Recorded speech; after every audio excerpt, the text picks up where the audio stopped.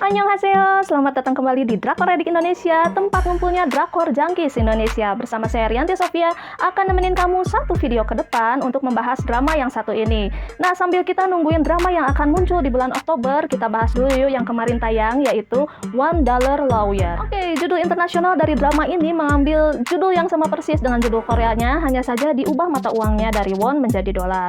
Jadi judul aslinya itu adalah Chon Won Chari Pyon Hosa atau pengacara 1000 won. Genrenya ini mengenai profesi, investigasi, dan komedi. Komedinya ini kental banget ya. Dan selain itu, ini tipikal yang ada cerita di dalam cerita. Jadi kasus-kasus yang ditangani oleh si pengacara $1 ini, masing-masing kasusnya mengandung unsur-unsur yang mengharukan. Selain itu, sepertinya kedepannya akan ada genre romansnya juga karena Baek Mari yang berperan sebagai wanitanya ini ternyata memiliki calon suami ya. Dan bagaimana kisah romansnya, kita lanjutkan aja nonton kedepannya seperti apa. Lanjut ke para pemeran. Di sini kita punya aktor senior yaitu Nam Gung Min yang berperan sebagai Chon Ji Hon. Kemudian ada Kim Ji Eun yang berperan sebagai Baek Mari. Dan di sini ada dua peran pendukung ya, yaitu Park Jin Woo yang memerankan Sa Moo Jang dan Che Dae Hoon yang memerankan So Min Hyuk. Kita masuk ke alur ceritanya. Di sini Nam Gung Min berperan sebagai Chon Ji Hon. Nah, dia ini merupakan mantan jaksa yang kini berprofesi sebagai pengacara. Tapi dia ini bukan sembarang pengacara. Dia hanya menarifkan tarif untuk satu kasus yang ditanganinya sebesar $1 aja atau 1000 won atau Rp15.000. Nah, di kita tuh 15.000 bisa beli apa ya? Kayaknya kalau kata saya sih bisa beli semangkok bakso yang agak enak gitulah ya. Nah, coba silahkan komen di kolom komentar kalian punya uang 15.000 mau dibeliin apa? Karakter Ji Hon di drama ini, dia suka menggunakan pakaian-pakaian yang nyentrik. Selain itu, dia itu orang yang sangat cerdik. Cerdiknya seperti apa? Kalau teman-teman tahu cerita Si Kancil dan Kura-Kura, nah kurang lebih kecerdikannya itu ya macam-macam seperti itulah ya. Bagi teman-teman yang sudah mengikuti Nam Gung Min dari drama-dramanya beberapa tahun yang lalu, perannya di sini tuh aura-auranya mirip-mirip dengan peran dia di Good Manager dan di Beautiful Gongsim. Dia sangat cerdik, menggunakan akalnya di luar dari kebiasaan umumnya, tapi akhirnya selalu memenangkan kasus-kasus tersebut. Di sini Ji Hon ditemani oleh Sa Moo Jang. Nah, Sa Moo Jang ini adalah kliennya yang dulu dia pernah tolong dan sekarang sebagai tanda terima kasihnya, ia bekerja kepada Ji Hon. Selain dia mengerjakan bisnisnya sendiri yaitu bisnis laundry dan setrika baju. Moo Jang ini di sini bisa dibilang adalah partner in crime-nya si Ji Hon ya. Jadi mereka berdua itu selalu berbuat kekonyolan-kekonyolan tapi yang akhirnya dapat memecahkan suatu kasus. Kasus yang pertama ditangani oleh Ji Hon pada drama ini yaitu kasus tentang seseorang yang terlilit hutang dari rentenir. Rentenir ini merupakan sekelompok geng yang sangat besar dan bisa dibilang mereka itu pembuli masyarakat sekitar dengan usahanya mereka. Mereka meminjamkan uang tapi menariknya nanti mengembalikan dengan jumlah yang berkali-kali lipat.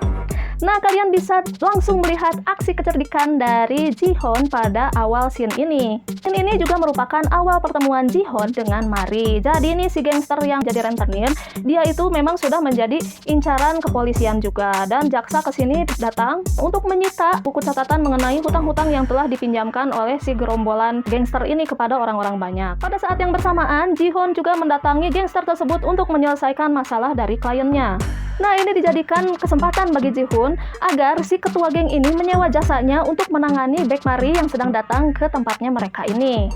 Ketua geng pun setuju untuk membayar sejumlah uang. Sisi cerdiknya dari scene ini yaitu jumlah uang yang dibayarkan oleh ketua geng itu sangat besar. Padahal untuk menangani Baek Mari hanya perlu usaha sedikit saja yang mungkin gak seberapa. Caranya adalah Ji Hon hanya harus menunggu beberapa detik saja sampai jam memasuki pukul 19.00 atau jam 7 malam. Dan setelah itu, Ji Hon menunjukkan surat penyitaan yang diberikan oleh Baek Mari bahwa dia menunjukkan, lihat nih, di sini tertulisnya penyitaan dilakukan pada siang hari. Sekarang tuh udah jam 7 malam, berdasarkan peraturan jam 7 malam itu udah lewat dari waktu siang. Jadi, kamu harus melakukan penyitaan di hari berikutnya.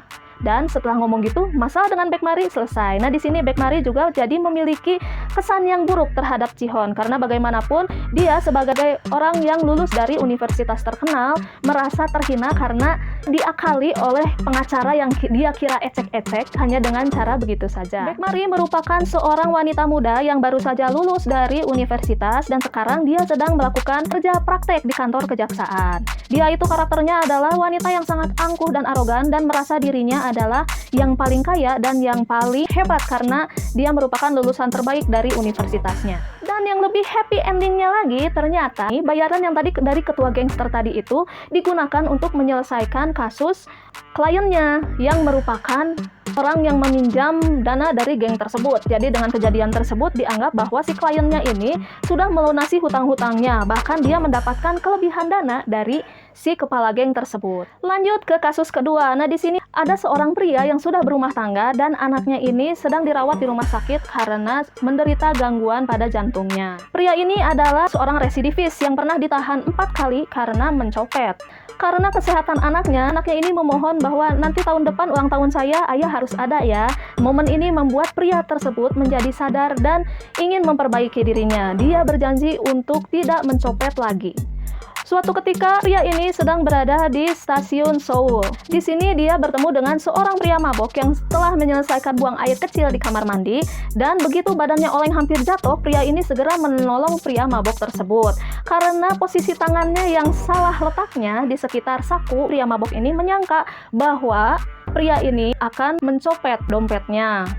Walaupun kejadian tersebut tidak memiliki bukti dan saksi yang nyata, tapi karena dia sudah menjadi residivis selama 4 kali dalam masalah yang sama, maka polisi pun memiliki anggapan yang buruk terlebih dahulu kepada dirinya bahwa tanpa bukti dan saksi yang jelas pun kemungkinan memang dia mencuri lagi. Istrinya segera menghubungi Ji-Hoon untuk meminta pertolongan. Di sini ketika Ji-Hoon menemui anaknya yang sedang dalam kondisi sakit di rumah sakit, dia pun merasa terenyuh dan akhirnya berusaha membantu si pria ini keluar dari masalahnya. Sidang kali ini Ji-Hoon meminta untuk menggunakan sistem juri. Jadi keputusan tidak berdasarkan hakim, melainkan berdasarkan juri-juri yang diundang.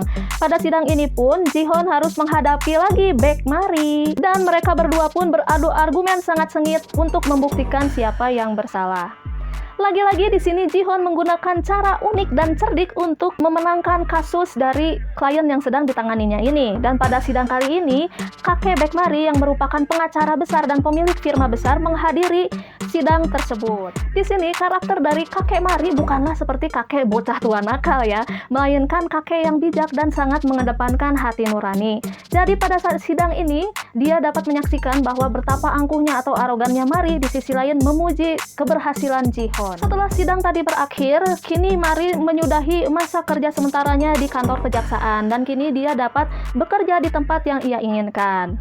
Tentu saja di sini Mari akan bekerja di firma hukum milik kakeknya. Tapi apa yang terjadi? Ternyata kakeknya tidak mengizinkan Mari untuk bekerja di kantornya. Kakeknya berkata, "Mari, kalau kamu ingin bekerja di firma ini, maka kamu harus sukses dulu bertahan di tempat Ji-Hoon selama 2 bulan." Kakek Mari dan Ji-Hoon sebenarnya sudah saling mengenal, tapi pada saat ini kakek Mari sengaja tidak memberitahukan Ji-Hoon bahwa Mari adalah cucunya. Jadi prosesnya di sini benar-benar Mari datang ke kantor Ji-Hoon untuk melamar sebagai pekerja baru di sana. Mari pun diberi secari kertas yang berisikan sebuah alamat. Dia tidak tahu bahwa itu adalah kantornya Ji-Hoon. Ketika dia mendatangi kantor tersebut tidak seperti kantor pengacara. Penampakannya acak-acakan dan banyak sampah bertebaran di mana-mana. Alangkah terkejutnya bahwa kantor tersebut adalah kantor milik Ji-Hoon, yaitu pengacara yang sangat dia benci. Mari nyaris mengundurkan diri dari tantangan kakeknya. Tapi kakeknya bersikeras bahwa dia harus bertahan 2 bulan di sana. Dan dia sengaja mengecilkan cucunya ini dengan berkata, "Aku sengaja tidak memberitahukan Ji-Hoon bahwa kamu akan datang ke kantornya. Aku kira kamu bisa melakukannya sendiri. Ternyata kamu secemen ini nggak bisa ngatasin yang begini sendirian," kata kakeknya gitu. Mendengar kata-kata tersebut, Mari menjadi tertantang dan kembali datang ke kantor Ji-Hoon. Dia melakukan bersih-bersih dan segala rupanya untuk mendapatkan hati Ji-Hoon agar mau menerimanya kerja di tempatnya tersebut.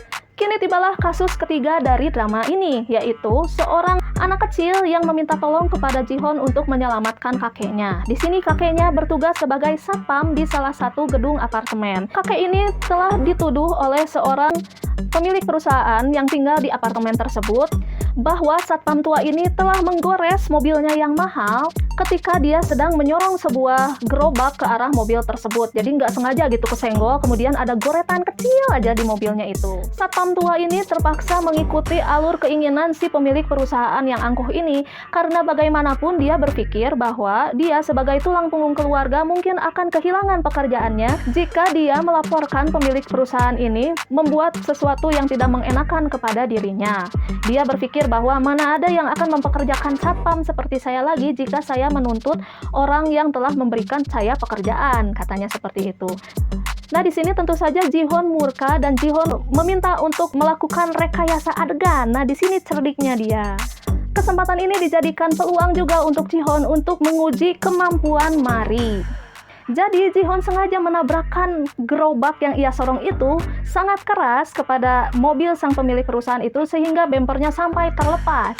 Dan setelah ini dia berbisik kepada Mari, "Coba kamu selesaikan masalah ini, jika kamu dapat melakukannya maka aku akan menerimamu sebagai pegawai di kantorku." Dan inilah tantangan yang harus diselesaikan untuk Mari. Jadi selain mendapatkan tantangan dari kakeknya, dia pun kini mendapatkan tantangan dari Ji-hoon. Di sisi lain, Mari memiliki hubungan romans dengan temannya sewaktu kuliah yang kini telah menjadi pengacara di luar negeri. Namanya adalah So Min Hyuk. Kini Min Hyuk tengah berpulang ke Korea, tapi dari percakapannya dengan ayahnya ketika di bandara, di sini diketahui bahwa ayahnya telah jatuh bangkrut karena dia mengikuti investasi yang ilegal. Dan untuk memperbaiki keadaan ekonomi keluarganya, Min Hyuk berusaha untuk melamar Mari dengan menggunakan cincin yang sangat mahal agar nantinya Min Hyuk dapat menikahi Mari dan akhirnya mungkin kakeknya akan meneruskan firma perusahaan yang dimiliki olehnya kepada Min Hyuk. Tentunya dengan begitu maka keluarga Min Hyuk pun akan ikut menjadi keluarga yang kaya raya. Nah, itu dia yang terjadi pada episode 1 dan 2 di drama $1 Lawyer. Jadi kira-kira gimana nih ke depannya? Apakah dengan seiringnya waktu, Baek Mari yang tadinya berpacaran dengan Min Hyuk ini akan mengetahui keburukan Min Hyuk dan akhirnya mengalihkan hatinya kepada Ji-hoon yang menjadi partner bekerjanya selama beberapa waktu? Kemudian tipe-tipe drama yang seperti ini biasanya ke depannya akan ada flashback yang menceritakan sejarah kenapa Ji-hoon berubah karirnya dari seorang jaksa dan lebih memilih menjadi pengacara dengan tarif yang sangat murah. Tentunya. Dan apakah kedepannya Baek Mari akan berubah tingkah lakunya atau akan berubah sifatnya menjadi pengacara yang lebih mempunyai hati nurani sesuai dengan yang diinginkan oleh kakeknya? Gimana nih teman-teman yang tertarik? Silahkan langsung dicek langganan di mana untuk nonton drama Korea ini. Silahkan dicek ke situs-situs tersebut dan cari aja drama $1 Lawyer. Oke, sampai di sini dulu video kali ini. Mudah-mudahan info yang satu ini dapat menjadi candu-candu terbaru untuk teman-teman yang mulai nyari-nyari lagi nih apa yang harus ditonton. Dan nanti kita bertemu lagi pada video-video selanjutnya dengan drama-drama yang lainnya. Sampai di sini dulu, sampai jumpa lagi. Bye-bye.